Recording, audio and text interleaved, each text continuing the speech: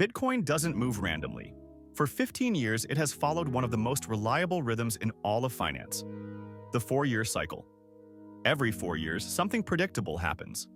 The Bitcoin halving cuts new supply in half, and the entire market begins to reshape itself around that moment.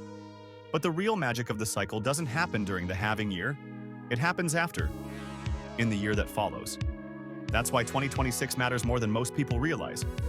Let's break it down. Look back at Bitcoin's history. 2012 halving, 2013 eruption. Bitcoin didn't explode during the halving year. It exploded the year after, when reduced supply collided with rising demand. 2016 halving, 2017 mania. Same pattern. 2016 was quiet accumulation. 2017 was the fireworks.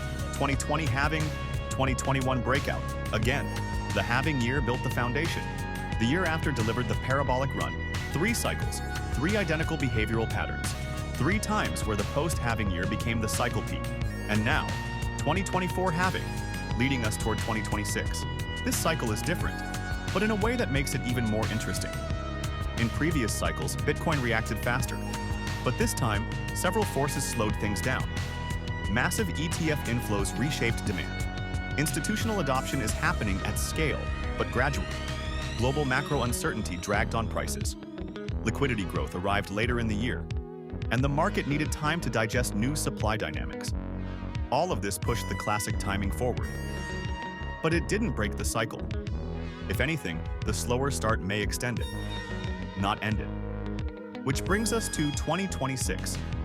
2025 is the first full year of post-halving supply compression. But 2026, that's when the halving effects become unavoidable.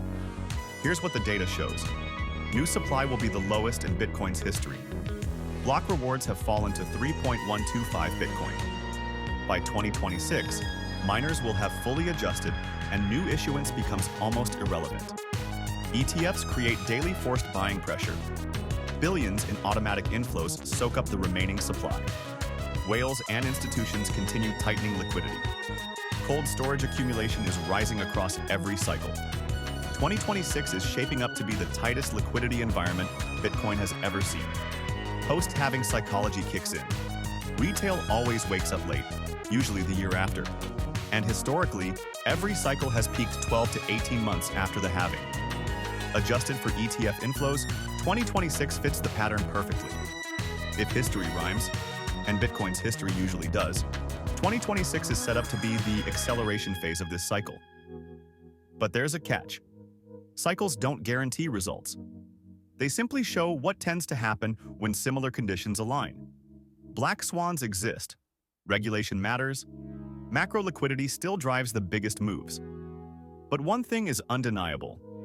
Bitcoin has never experienced a post-halving environment with this much demand and this little supply.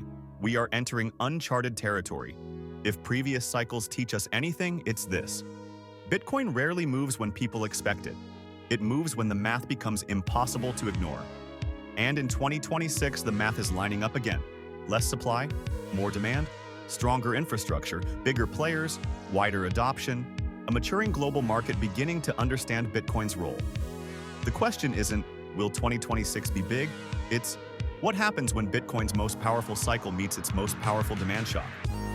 We're about to find out. This is Daily Crypto Drop. Your next update drops tomorrow.